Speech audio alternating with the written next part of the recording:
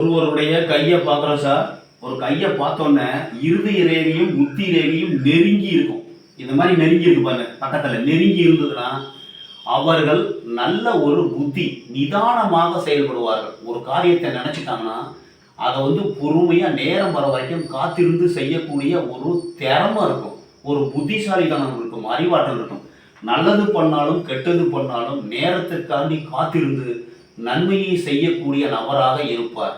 அதே மாதிரி இந்த புத்தி ரேகையிலிருந்து நேரம் ஒரு கிளை கலைச்சி நேரம் சனிமேட்டுக்கு போச்சுன்னா அந்த வயதில் உங்களுக்கு மண்டையில் காயம் ஏற்படுவதற்கு வாய்ப்புண்டு, மரணம் கூட ஏற்படுவதற்கு வாய்ப்புண்டு.